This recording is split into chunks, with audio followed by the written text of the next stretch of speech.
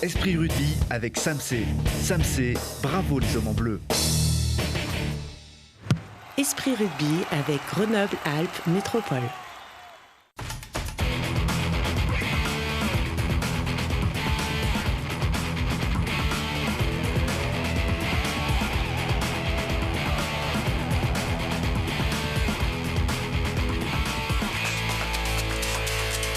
Bienvenue à tous, ravis de vous retrouver dans Esprit Rugby spécial reprise ou ce qu'il faut savoir avant le retour des joueurs sur le pré de Lesdiguières. Une conférence de presse a été donnée par les dirigeants du FCG ce mercredi. Ils sont ici sur ce plateau, ils nous font l'amitié de nous rejoindre pour tout nous dire. Éric Pilot, président du conseil de surveillance, bonsoir. Bonsoir.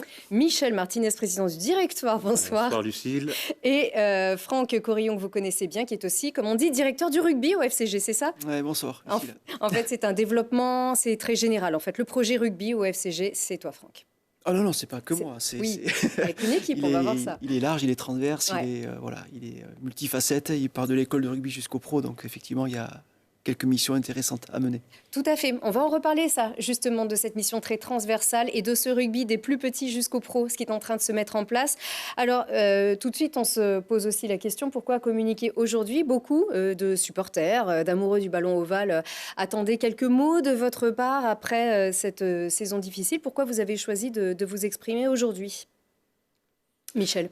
Déjà, on n'a pas l'habitude de s'exprimer quand on n'a pas grand-chose à dire.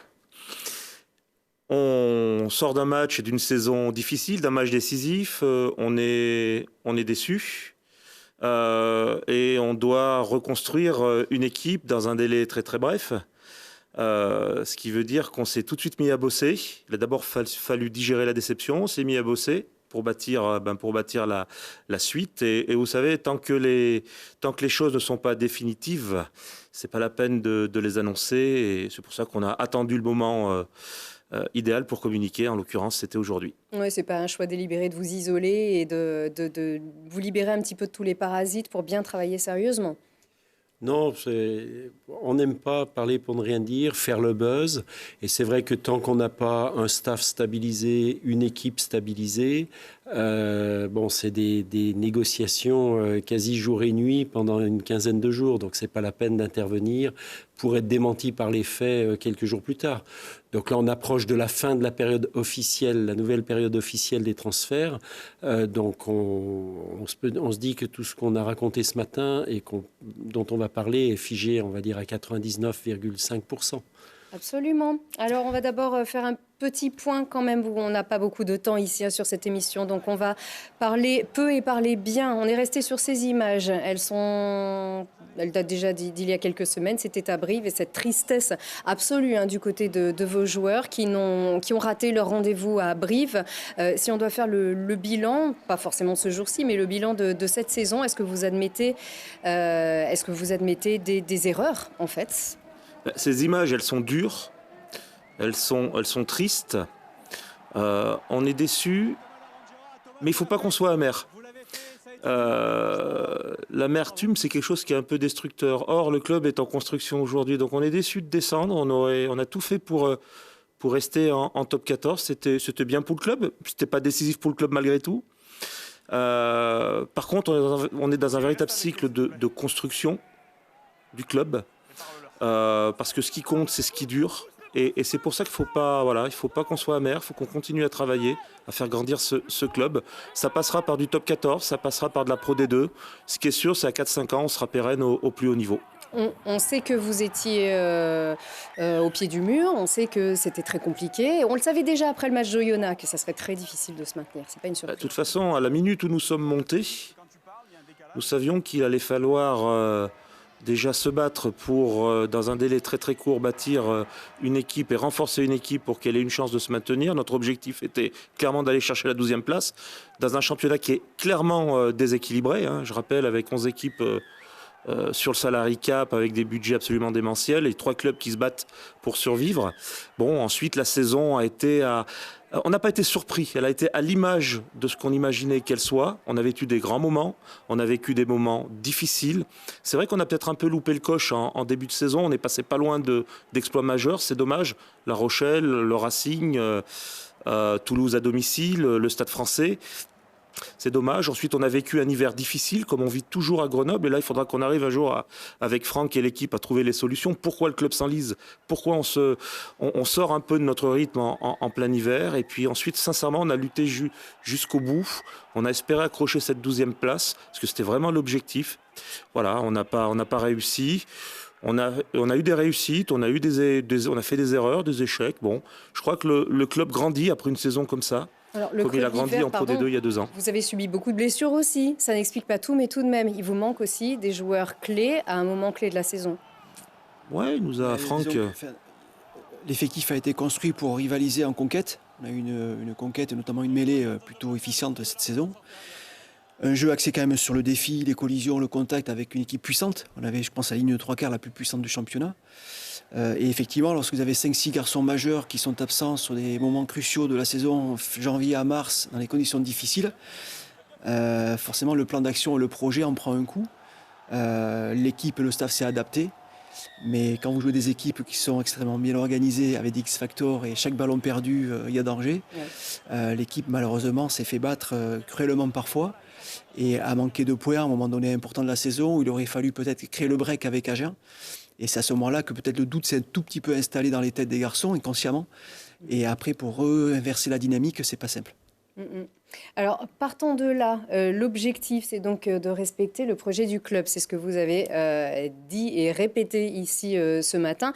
Alors, vous avez un projet club qui est basé sur 3 piliers, sur le sportif, sur les infrastructures et sur le business. C'est-à-dire que ce qui compte, Michel, c'est de construire dans la durée. Vous l'avez dit, hein, le mot d'ordre, c'est travail et patience.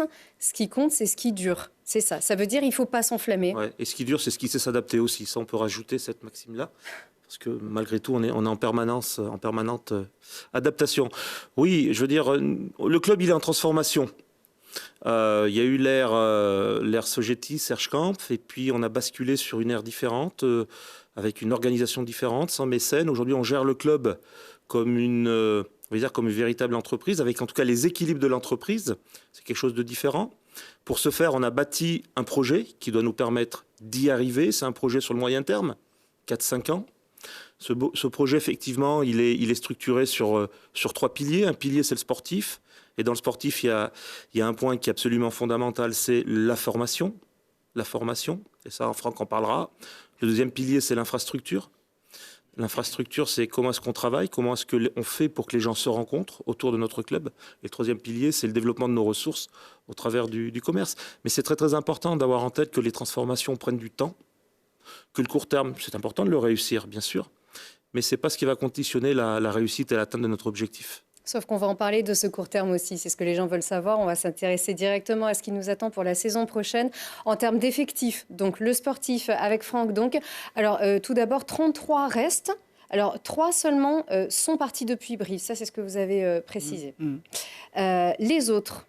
Alors, les autres départs, d'ailleurs, avaient été prévus. Ceux qui restent, alors, sur quoi on part? On va regarder ensemble l'effectif prévu pour la saison prochaine. Alors, au niveau des piliers, gauche, bien sûr, pour commencer. À gauche, on a DC Van Hersberg qui a été le titulaire de la saison avec effectivement Dylan Jaco,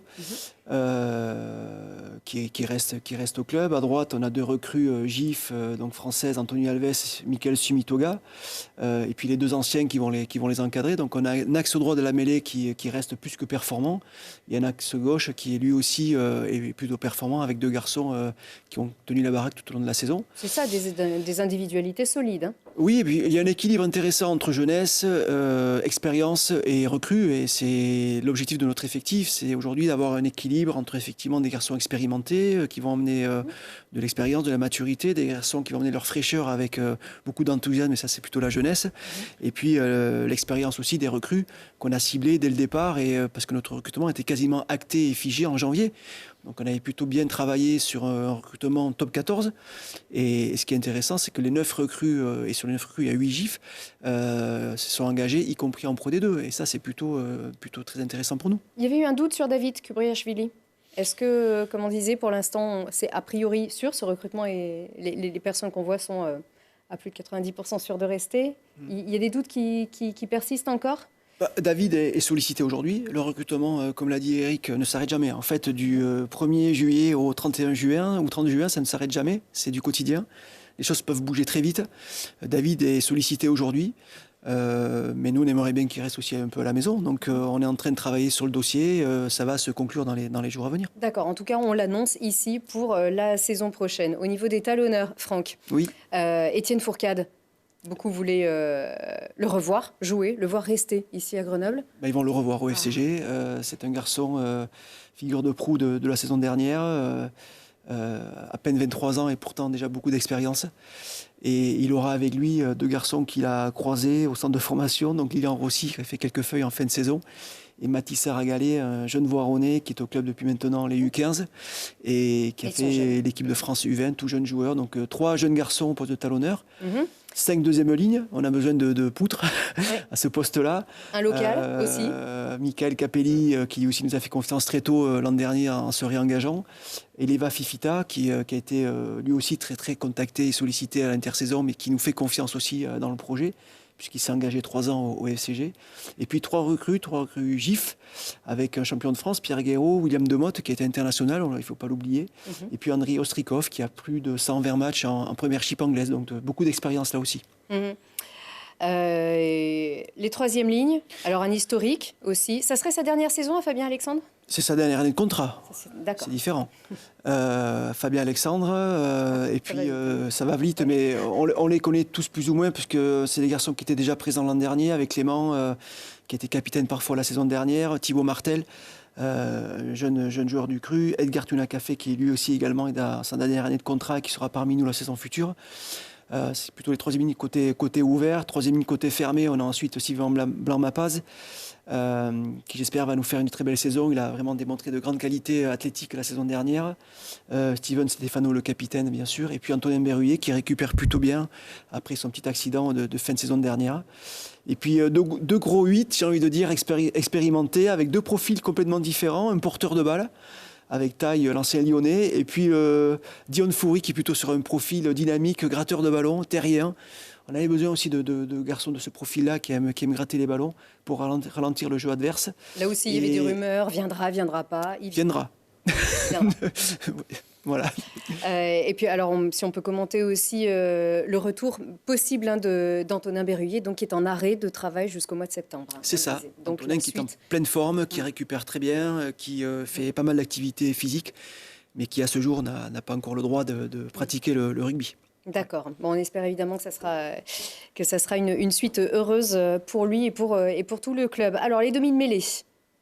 Oui, alors début de mêlée, là aussi, on est sur la continuité, un peu à l'image du paquet d'avant, avec 3 garçons déjà présents l'an dernier, et puis l'expérimenté Eric Escande, joueur formé à Montpellier, passé par le RCT, champion de France, champion d'Europe, 140 feuilles de match en top 14, malgré son jeune âge, garçon expérimenté, gaucher, qui peut aussi dépanner en 10. Donc voilà, c'était là aussi un recrutement ciblé sur la charnière, avec son cousin germain, donc Enzo Senpoli, qui lui aussi nous rejoint. Ces garçons qui se sont engagés très tôt finalement dans la saison et qui, malgré la descente, sont très motivés à l'idée de venir aider et prêter main forte au FCG. Le potentiel de Corentin Glénat aussi. Le potentiel de Coco et de Franck Pourteau, qui nous a fait une fin de saison en Pro D2 il y a 1 an et demi assez remarquable, qui a eu un peu plus de mal cette saison à prendre ses marques, mais voilà, Franck est également un garçon à potentiel, jeune joueur, qui aura aussi toutes ses cartes à jouer cette année en Pro D2. Tout à fait. Et il s'est marié, donc on le félicite, d'ailleurs, au soit dit en passant.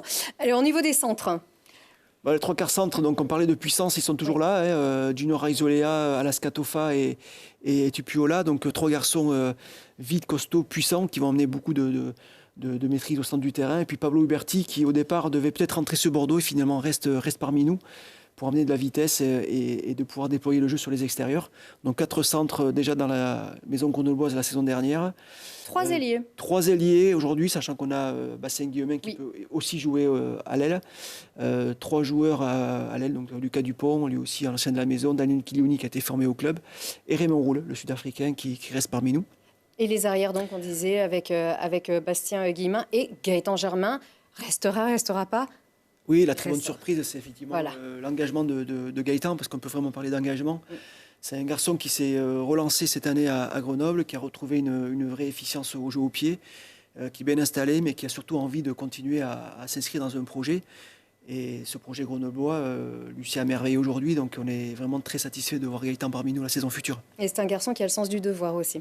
Bon, on l'a vu marquer après le match de Brive, donc je pense qu'il a vraiment, comme pas mal de garçons, envie de vivre une belle saison et de tout faire pour installer le FCG en haut de la division.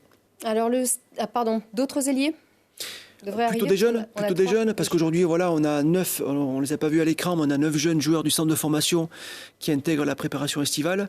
Dont des internationaux. Dont des internationaux U20 et U19. On se souvient de Gervais Cordin, il y a 2 ans, que personne ne connaissait, et au bout de 3 matchs, qui s'est installé dans l'équipe. J'espère que dans ces 9 garçons-là, il y aura quelques belles surprises. Parfait. Le staff bouge un peu, vous le savez. Desval de Sénécal est parti au Stade français. Sylvain Bégon revient, qui avait entraîné avec toi pendant 7 ans et demi, je crois. 8 ans. 8 ans, voilà, pendant 8 ans à la tête de l'équipe première. Donc il revient. Cyril Villain, Jérôme Vernet, Jean-Noël Perrin à la mêlée. Et un nouveau, Fabien Gégeau, qui revient. Oui, notre Fabien qui revient dans sa maison. Bon, il n'a pas forcément quitté parce qu'il était au match tous les week-ends. Oui, tout à fait. Et sur Esprit Rugby toutes les semaines aussi. Non, Fabien revient juste pour travailler un petit peu effectivement sur la notion de jeu au pied avec les buteurs à l'association, mais aussi un tout petit peu avec les professionnels. Il viendra une fois par semaine prêter main forte et à tous les buteurs de l'équipe professionnelle. Et on est vraiment super content d'accueillir Fabien parmi nous. Qui est juste intervenant, donc. Intervenant, voilà. Voilà, quelquefois dans la semaine. C'est vrai que c'est plutôt c'est une super nouvelle. D'ailleurs, on s'était quitté là-dessus avec Fabien Gengenbacher, donc sur ces images, donc un joueur qui a beaucoup marqué les esprits, entouré de ses coéquipiers grenoblois. Les grenoblois aussi, ça fait partie de vos objectifs. Vous voulez 50% d'un effectif futur issu de la formation grenobloise. C'est votre objectif. Oui, alors on souhaiterait, on peut aussi en avoir un peu moins ou un peu plus, mais on souhaiterait effectivement avoir un effectif vraiment à connotation grenobloise dans les années à venir. C'était un projet qui avait été porté par David Dussert et Fabrice Landreau déjà à l'époque, donc on était sur la version 1 du projet Défi. On était uniquement sur effectivement 50% de l'effectif issu de la formation. Le projet Défi, on vient de le dire, alors c'est pas DEFI, c'est votre projet, en tout cas c'est vraiment votre C'est le projet transverse, ouais, c'est le projet transverse du club. Et aujourd'hui, au-delà du nombre de garçons qui vont inclure l'effectif pro, c'est des actions aussi.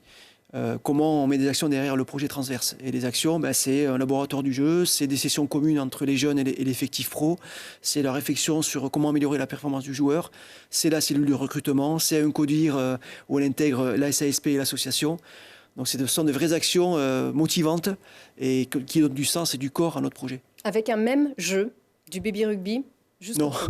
Allez, un même langage. Un même langage commun et un référentiel de jeu commun. Voilà, un référentiel de jeu. Voilà, des attitudes un même communes. FCG. Un même FCG, c'est vrai que les pros seront plutôt axés sur la stratégie par rapport aux adversaires.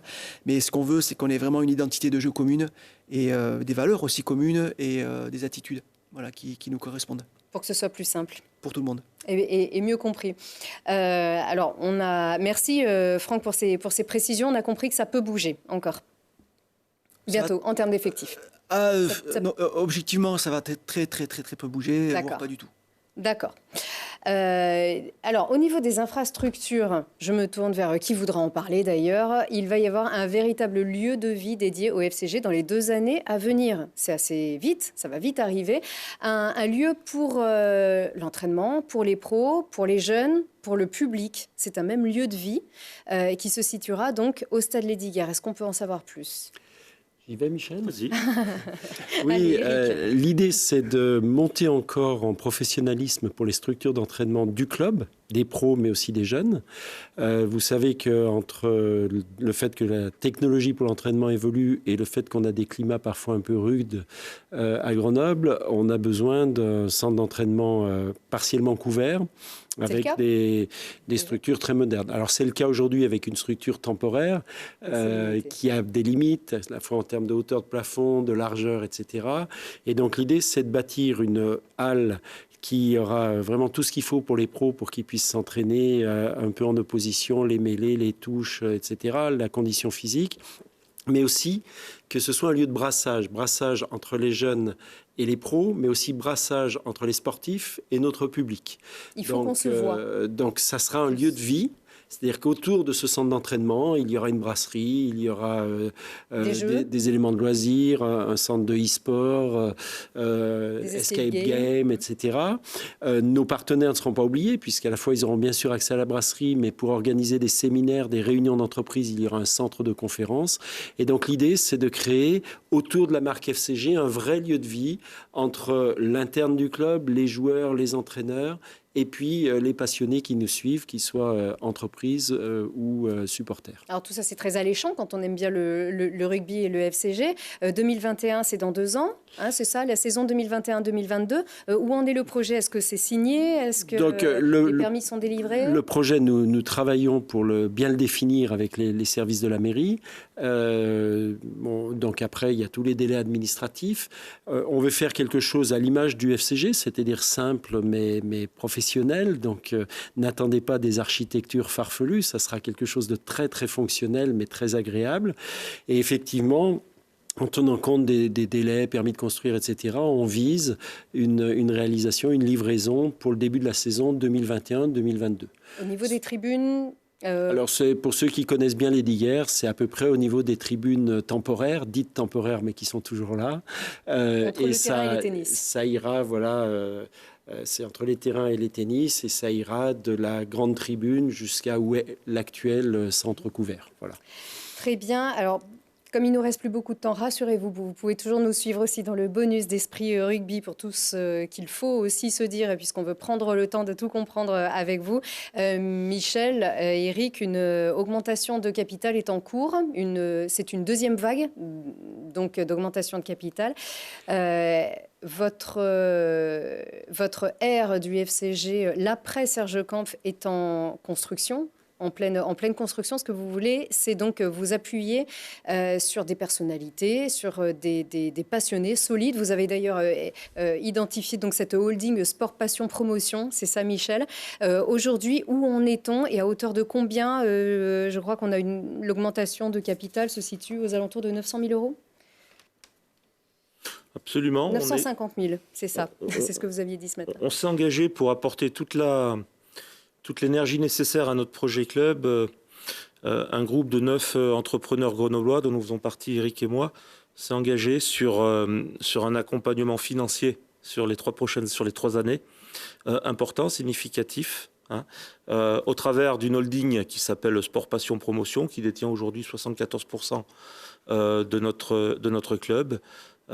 Cette holding, elle est composée de 9 personnalités qui sont tous des chefs d'entreprise impliqués dans la vie locale grenobloise et qui nous accompagnent vraiment pas que financièrement, mais surtout par leur réseau, par leur professionnalisme et par leurs compétences. Et c'est aussi un vrai élément important dans le cadre du développement de notre projet et de notre club. Avec l'objectif d'avoir un budget à l'équilibre, vous n'en êtes pas loin? Un des impératifs aujourd'hui de notre club, c'est de se donner les moyens d'être à l'équilibre dès la saison prochaine. Enfin, on parle de la saison 2021, hein, parce que c'est une vraie nécessité pour poursuivre le développement. Donc on y sera. Le club était structurellement déficitaire depuis des années. Aujourd'hui, on s'est donné les moyens, on a structuré les choses pour devenir structurellement à l'équilibre, voire bénéficiaire, ce qui nous permettra, au travers de la consolidation des fonds propres, de poursuivre notre développement. Et vos investissements. On rappelle que votre priorité, c'est la formation et le budget formation est en augmentation, au contraire de tout le reste en cas de descente. Oui, parce que nous, notre vision, elle est à 4-5 ans. Quels que soient les impondérables sportifs, il faut qu'on reste fort sur nos fondamentaux. C'est la formation, c'est notre projet infrastructure et là-dessus, on lâche pas, que ce soit sur de la Pro D2 ou du Top 14, on avance. Au contraire, vous sacralisez la formation, c'est ce que vous avez précisé. Sacralise d'autant plus, oui. Bon, on a explosé les timings, donc on vous remercie beaucoup d'avoir été avec nous, mais on va continuer de se parler dans le bonus d'Esprit Rugby. Merci encore, messieurs. On rappelle, à la reprise, c'est lundi sur le terrain de Lesdiguières, avec donc un effectif que vous avez qualifié de aussi bon, voire de meilleur que l'an prochain. Voilà, on a hâte que ça commence. Merci à vous encore de votre fidélité. À très vite.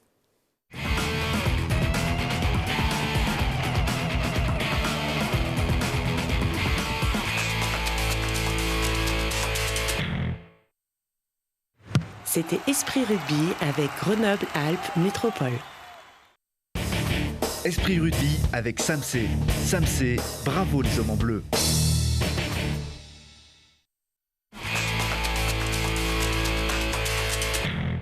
Le bonus affectif d'Esprit Rugby, décidément, aujourd'hui, on n'est ni offensif ni défensif. On vous présente ici la saison prochaine et toutes les prochaines saisons aussi du FCG Rugby qui construit dans la durée et sur des bases solides.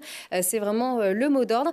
Alors, il y a une chose dont on n'a pas parlé au cours de notre émission de cette semaine, c'est la cohabitation avec le GF38, puisque la Pro D2 et la Ligue 2 jouent aussi le vendredi. Et donc, comment est-ce que ça va se passer? Est-ce qu'on a déjà des nouvelles? Est-ce que vous avez formulé des choix auprès de la Ligue? Déjà, on entretient des relations privilégiées avec le GF 38 depuis déjà 2-3 ans. Donc ça, c'est quelque chose de très positif et très agréable. On partage un outil commun, c'est le Stade des Alpes. On travaille ensemble et ça va dans le bon sens. Sur la prochaine saison, effectivement, on va jouer le vendredi. On aura aussi des matchs en prime le jeudi et le dimanche après-midi. Bon, le calendrier du foot est sorti il y a quelques semaines déjà. Il est dans les mains des équipes de la Ligue nationale de rugby. On a formulé des demandes très très précises. Il n'y a pas d'autres cas non, en France. on a un cas unique. Il y a vraiment le cas grenoblois, il y a l'exemple grenoblois, et cet exemple doit être une réussite, à savoir les deux calendriers doivent cohabiter parfaitement. Donc il faut aussi des bonnes volontés. C'est important, c'est nécessaire, et ça serait... Je pense qu'on va y arriver. J'y vois pas d'obstacle majeur en tout cas. Voilà, donc ça c'est quelque chose de très très positif, de pouvoir bien communiquer avec le foot. Je rajouterai aussi un point important, c'est un investissement commun qu'on a fait avec eux. Sur tout ce qui est aménagement de la zone buvette, snacking, où aussi bien le GF que le FCG allons pouvoir proposer à nos fans un espace pour consommer, de convivialité, qui sera bien plus qualitatif que ce qu'on avait jusqu'à maintenant. Alors, on a tellement parlé de guéguerre entre le foot et le rugby. C'est de bonne guerre, comme on dit, sauf que ça s'estompe au fil des saisons. Alors, je suis allée poser justement la question au manager général du GF38, Max Marty, à savoir comment est-ce qu'il avait réagi à votre descente et puis en quels termes est-ce qu'il pouvait évoquer vos relations. Écoutez. Je fais partie de ceux qui ont envoyé un message d'encouragement à Michel Martinez avant le dernier match, parce que notre intérêt, nous, c'est qu'on soit tous tirés vers le haut. C'est que le rugby joue le samedi au lieu du vendredi et reste en top 14. Donc voilà, on va faire tous les efforts nécessaires pour que le foot et le rugby s'entendent le mieux possible, qu'on soit tous les deux compétitifs et qu'on tire Grenoble vers les sommets sportifs. Parce qu'il n'y a pas de raison que le rugby ne retrouve pas sa place et que nous ne retrouvons pas la nôtre. Et il y a les on-dit, il y a les supporters, il y a l'imagerie populaire, et puis après il y a le concret, il y a la vie de tous les jours. Je crois qu'entre dirigeants, on s'entend bien, on a les mêmes problématiques. Les joueurs font le même métier, et c'est des compétiteurs, ils ont envie de gagner. Donc voilà, nous on n'est pas heureux de la situation du FCG, et on sait très bien que c'est plus facile de s'entendre avec quelqu'un qui est heureux et qui gagne et qui fonctionne bien qu'avec quelqu'un qui est en souffrance. On est passé par là, donc aujourd'hui, voilà, bien évidemment qu'on a envie de réussir ensemble et avec eux. Pour Grenoble, il faut que le hockey soit champion de France, et c'est super qu'il l'ait été cette année. Il faut que le rugby soit en top 14, il faut que le foot soit en Ligue 1, et tout le monde sera heureux. Donc ça reste quand même un objectif ambitieux. Mais je crois que ce soit eux ou nous, on a la même ambition, c'est d'aller le plus vite possible au plus haut niveau. Alors Éric Pilaud, ça fait plaisir ça. Oui, mais ça ne me surprend pas. Tu as employé le mot de cohabitation. Moi, je pense qu'on est dans une logique de collaboration avec le rugby.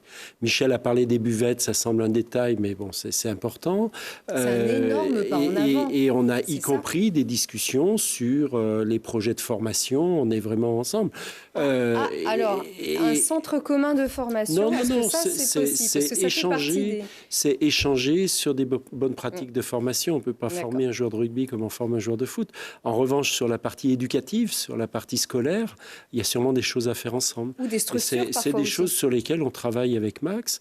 Et puis après, moi, je suis vraiment dans la même logique que lui. C'est-à-dire que j'étais content que les Brûleurs de Loup gagnent. Je serai content quand le GF38 sera en première ligue. Et puis, on sera content quand le FCG... parce que ça tire tout le monde vers le haut. Moi, depuis la Californie, quand Grenoble est télévisé, quand le GF38 est télévisé, je regarde. Et puis, je réagis comme un supporter du GF38. Donc, ça me semble... quand on est sportif, ça me semble aller de soi. D'avoir envie que tous les clubs de la ville soient au top, ça me semble aller de soi. Et comme je pense qu'on partage un certain nombre de valeurs éducatives avec des gens comme Max, oui, ça facilite, quoi. Voilà. Est-ce que vous accepterez que des joueurs du GF38 viennent partager un entraînement avec vos joueurs? Parce qu'il y a beaucoup de demandes depuis que 4 joueurs du FCG sont allés s'entraîner au GF38. Il faut absolument ce match retour. Pas d'opposition sur un jour de repos ou autre. Il faut juste qu'on soit informé, mais j'y vois aucun inconvénient. Bien au contraire. Non, bien au contraire. Allez, on va préparer tout ça. Au niveau de ce Stade des Alpes que vous partagez donc, vous étiez la 8e affluence de top 14. C'est une presque la moyenne, donc, avec 12 844 personnes. C'est ça, en moyenne. La plus grosse, c'est Clermont, avec 15 551. Donc, c'est la 8e affluence, mais finalement, on n'est pas si loin du plus gros. Loin. Non, mais c'est une moyenne remarquable d'affluence au Stade des Alpes. C'est la 8e et on en profite d'ailleurs de ton émission, Lucille, pour remercier tous les fans et tous les supporters qui nous ont accompagnés. Ils étaient là, ils étaient nombreux. Voilà, maintenant, on continue l'aventure. On va se retrouver en Pro D2. On oublie la tristesse, la morosité, et sachez qu'il y aura du spectacle au Stade des Alpes, il y aura de l'engagement, il y aura de l'esprit d'équipe, il y aura de la communion avec notre public, et on compte vraiment sur nos supporters. Avec tous les publics, vous avez des formules avec certains de vos partenaires, par exemple un forfait avec l'Alpe d'Huez. Vous avez aussi l'entrepôt du bricolage. Ça, voilà, vous vous engagez avec vos partenaires pour proposer des avantages aussi à vos abonnés. Et puis également, alors, un tarif étudiant, 80 € la saison. On a un tarif étudiant qui est extrêmement sympa. On a décliné une offre d'abonnement ultra compétitive, avec notamment des gratuités en termes de forfait avec notre station partenaire, l'Alpe d'Huez. On a des opérations avec les ambassadeurs, donc les commerçants grenoblois, parce que c'est important d'être totalement intégré dans la cité. Enfin, on a une offre qui est sympa, une offre qui est accessible. Donc, il ne faut vraiment pas hésiter. D'ailleurs, la campagne d'abonnement, elle a démarré le 11. Voilà, aujourd'hui, clairement, il y a une équipe qui est compétitive, il y a une offre, il y a une vraie volonté, il y a un projet, on sait où on veut aller. Voilà, rejoignez-nous. Tout à fait. Vous espérez jusqu'à combien d'abonnés? Il y en avait 3500 l'année dernière? Il y en avait 3500 l'année dernière. On était en Pro D2 la dernière fois aux alentours de 2005. On veut faire un petit peu mieux. Très bien. Certains avaient un petit peu jasé du fait de voir Loïc Godener sur l'affiche de la campagne d'abonnement. On a tous pensé qu'il allait rester, que c'était sûr si on communiquait. Quand j'ai su que c'était chaud et que j'ai vu l'affiche, j'ai dit merde, il faut tout changer tout ça. On s'était pas dit, allez, ça va peut-être l'inciter à rester. D'ailleurs, on a mis qui depuis? Je ne sais pas qui on a mis, mais... bon. C'est la deuxième version. On y a cru jusqu'au bout. Très bien. Allez, pour finir aussi, vous aviez insisté sur le fait que l'élite du rugby était composée de 20 clubs. En fait, il y a le top 14 et 6 clubs de Pro D2. Qu'est-ce que ça veut dire? Tu veux répondre? Non, mais... Ça allait te lancer, là. Parce que quand on dit on veut s'inscrire durablement dans l'élite du rugby... Non, mais sans faire injure aux autres clubs de Pro D2 qui ne sont pas dans les 6. Tout à fait. C'est qu'aujourd'hui... J'espère bien qu'on y sera d'ailleurs. Mais... Voilà, non, mais c'est juste qu'effectivement, il y a une élite un peu élargie, c'est-à-dire qu'il y a un volet de 10-12 clubs en top 14 qui sont salary cap, qui sont, je ne vais pas dire intouchables, parce que c'est la beauté du sport aussi, on peut les titiller un petit peu, mais qui ont vraiment un coup d'avance en termes de structure, d'organisation et de budget. Et puis vous avez un volant de entre 8 et 10 équipes qui luttent elles aussi pour soit rester en top 14, soit lorsqu'elles sont en Pro D2, accéder au top 14. On fait aujourd'hui partie de ce volant-là. Et l'objectif, c'est de effectivement pérenniser le club au plus haut niveau. Ça va prendre peut-être un peu plus de temps. Mais l'objectif, c'est effectivement rejoindre ce bataillon de 12 équipes qui sont en top 14 de façon pérenne depuis quelques saisons. Et ça va prendre beaucoup d'énergie, beaucoup de temps. Mais je vous assure que le club, l'ensemble du club, travaille dans ce sens-là. On ne manque pas d'ambition. Pas parce qu'on ne véhicule pas aujourd'hui en haut de l'affiche comme quoi on veut être champion de Pro D2, on manque d'ambition.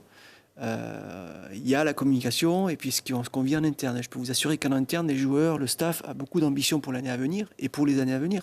Vous sentez qu'on vous l'a reproché, ça? Est-ce que vous lisez parfois ce qu'on voit sur les réseaux sociaux? Tout le monde lit ce qui se passe sur les réseaux sociaux, et les joueurs y compris, et le staff aussi. Donc beaucoup d'ondes négatives. On a le sentiment qu'on a perdu beaucoup de joueurs, ce qui est le cas, mais c'est un recrutement qui a été maîtrisé aussi, un départ maîtrisé, un flux maîtrisé. Donc aujourd'hui, il n'y a pas d'hémorragie. Il y a 30 garçons qui continuent à vivre FCG, qui étaient là la saison dernière. On va continuer à bâtir, à travailler fort. pour que ce club continue à grandir, tout simplement. Donc oui, quand tu dis, Lucille, qu'il y a 20 clubs aujourd'hui dans l'élite, il y a effectivement 20 clubs qui sont soit pour un maintien top 14, soit pour une accession de Pro D2 à top 14. Donc voilà, l'élite, il n'y a pas juste 14 clubs. Absolument. On précise que vous aurez le 2e budget de Pro D2 pour la saison prochaine. Oui, le budget ne fait pas les résultats, ça aide un petit peu. Oui. Pour rebondir sur ce que dit Franck, oui, on lit qu'on manque d'ambition. Non, ce n'est pas qu'on manque d'ambition. On est très ambitieux avec des moyens qu'on continue à développer. Voilà. Et en respectant nos adversaires, parce qu'on a vu que le championnat de Pro D2 est un championnat très difficile, qu'une équipe comme Oyonnax l'an dernier, qui avait fait une saison régulière formidable, elle a manqué un peu un match et sur 80 minutes, elle a tout perdu. Donc, on se fixe comme objectif d'être dans les 6 premiers. Et puis après, si ça veut rire, on prendra. Et on fera tout pour que si on est dans les 6 premiers, nos joueurs soient très bien préparés, soient en mode phase finale pour aller le plus loin possible. Avec un collectif qui se structure et qui est là pour durer lui aussi. Reconstruire une équipe. Un collectif qui est bâti, comme l'a dit Franck, sur beaucoup de jeunes sortis du centre de formation, encadrés par des joueurs d'expérience et des joueurs qui ont l'état d'esprit qui nous convient, c'est-à-dire une certaine fidélité à un projet et l'envie de transmettre. Et on a cité des joueurs tout à l'heure qui ont décidé de rester avec nous et on est ravis parce que c'est vraiment des gens comme ça dont on a besoin pour encadrer les jeunes et transmettre un esprit de guerrier. C'est ça, hein, on a les Capelli, Fourcade, Guillemin, Dupont, Alexandre, j'en oublie, mais en tout cas, il y a des joueurs issus de la formation grenobloise. Voilà, mais c'est des gens qui encadrent aussi, c'est-à-dire qu'on peut aussi ne pas être grenoblois d'origine oui. Et pourtant s'inscrire très bien dans un projet. Voilà, c'est ce qu'on cherche, c'est-à-dire bien sûr qu'on cherche à avoir la filière grenobloise et à côté de ça, de ne pas avoir des mercenaires, mais plutôt des gens qui s'inscrivent dans un projet à moyen terme. Donc l'idée aussi, c'est les Gérassi, Oz ou Cordin qui nous quittent cette année, c'est de pouvoir aussi rendre la confiance à des joueurs comme ceux-ci qui sont formés à Grenoble et qui pourraient vraiment faire leur carrière, en tout cas la principale partie de leur carrière à Grenoble. Alors aujourd'hui, le sport professionnel va vite, hein. Pas que en rugby. Hein. Vous les comprenez, ces départs. Fidéliser des garçons sur une durée de 5-10 ans, c'est pas simple, ouais. Sauf si vous êtes vraiment en haut du panier. À Toulouse, où c'est forcément plus simple quand vous êtes à Toulouse ou Montferrand, par exemple. Ouais. Ça va vite, ça veut dire que la jeune génération va vite aussi. Et la jeune génération veut tout de suite. Mais on les comprend. Y compris le très haut niveau. On peut les comprendre. Après, je pense qu'on est en capacité au club de leur fournir tous les éléments et tous les moyens pour progresser et pour performer. Après, si le train FCG ne va pas assez vite pour eux et qu'ils ont en face un projet motivant, dynamisant et qui les fait grandir encore, effectivement, ça sera peut-être un peu compliqué de tous les conserver. Mais on va là aussi lutter pour proposer à tous nos garçons, quels qu'ils soient, à Grenoble, tu continues de grandir, tu continues de progresser, tu vas performer. Et on met tout en œuvre, et ça passe par le centre de performance bien sûr, tout en œuvre, en moyens RH, en moyens humains, en compétences, pour que les garçons ils aient tout à portée de main pour grandir et évoluer. Absolument, avec un futur lieu de vie aussi. On le rappelle, qui va vraiment rassembler tout le monde et qui peut-être donnera aussi envie de vivre un petit peu plus le rugby du côté de Lesdiguières. Il faut faire un petit écart avec le Stade des Alpes aussi pour les soirs de match, mais vraiment un camp de base du FCG à vivre avec le public du côté des structures de Lesdiguières. Messieurs, on vous retrouvera en cours de saison prochaine. On rappelle, c'est lundi que les joueurs reviennent sur la pelouse de Lesdiguières. On y sera bien évidemment avec Esprit Rugby. Merci encore à tous. Bon retour outre-Atlantique. Merci. Du coup, voire complètement sur la côte ouest des États-Unis. Donc, on le rappelle, Éric Pilaud, merci encore. Et puis, Michel, Franck, on se retrouve très vite. Merci encore à vous.